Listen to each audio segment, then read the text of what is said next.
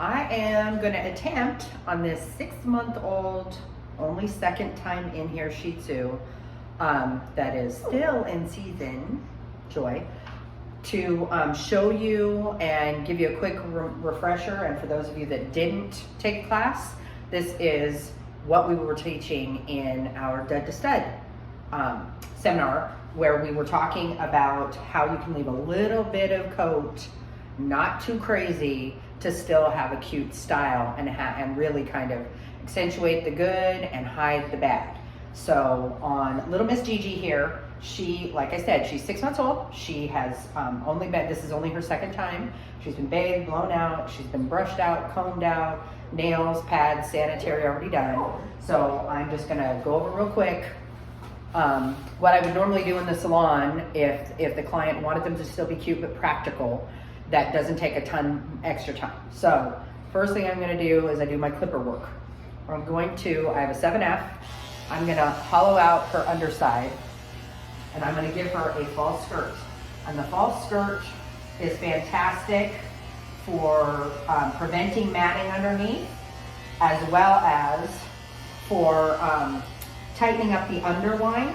Then I take my 7 blade on the inside of the thigh. Because she is a rough and tumble puppy, we're gonna just scoop out that extra coat on the inside of the thigh that she does not need, because she's gonna start matting. She's developing undercoat at this age, so we wanna prevent that from turning into a matted pelted coat.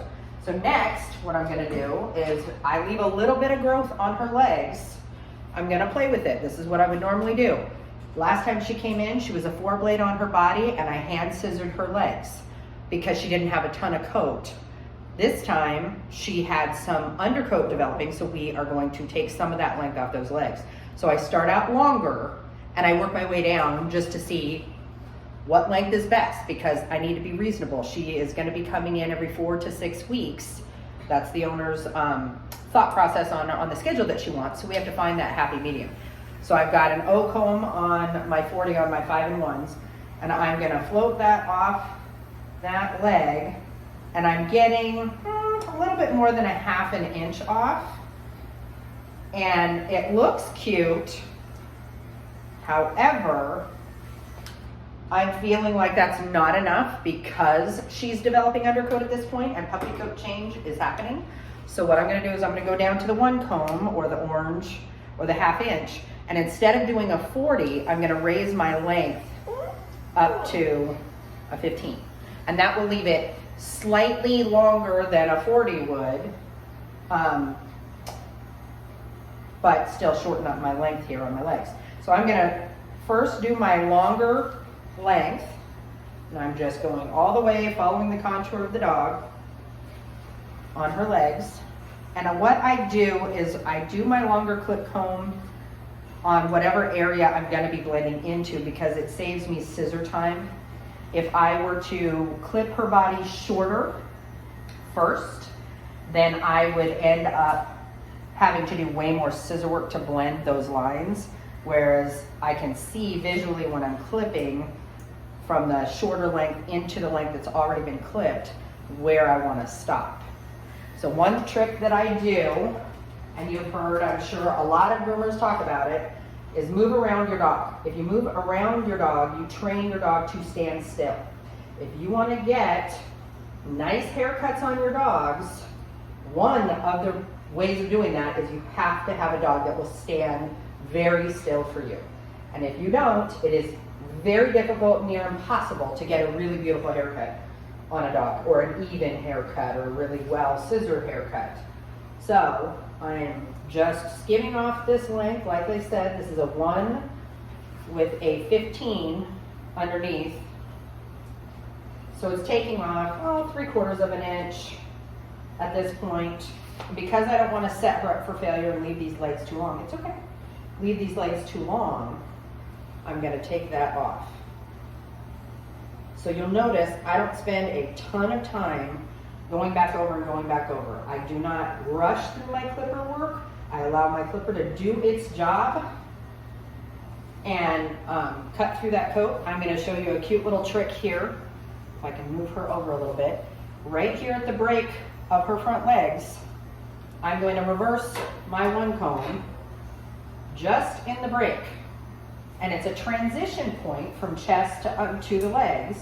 And what it does is it sets the dog's legs underneath them in a quick, easy way, makes that chest look nicer.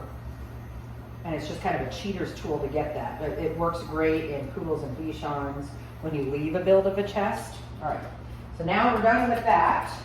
We're gonna move on to the body work. And the body work is going to be a 4-blade. Good girl, you're doing so good. And I'm gonna start right at the back of the occiput. Long, smooth strokes. I'm not pushing into the skin. I'm allowing that blade to grab that coat and do what this engine is designed to do with the weight of that clipper. If your dog is digging away from you and pulling away and tucking under, you're pushing way too hard.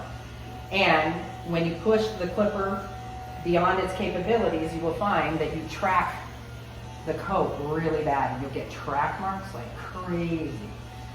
And then you have to go over it and go over and go over it. If you notice, I am taking this clipper very similar to a schnauzer leg, to the break in the knee. See where I bend? That's the shortest point. So I stop there and I blend off, because this is a problem area for every dog. This is where they sit. This is where the friction mats happen. And their tail wags and all that fun stuff. So we're gonna get rid of the problem area by smoke and mirrors, because the owner doesn't even necessarily realize that you've shaved that point. Even though you as the groomer can tell you did it, you can see it. The owner just says, oh my gosh, they look so tight and so cute. And all of a sudden they've got this cute little angulation on their rear end. And of course she doesn't want to stand for me, but it makes her nice and tight and cute on her rear, makes her sassy, takes all that maintenance away. We don't have to worry about any of that matting at this point. So that is our friend. And I have my next client pulling up, so I'm gonna have to pause this video.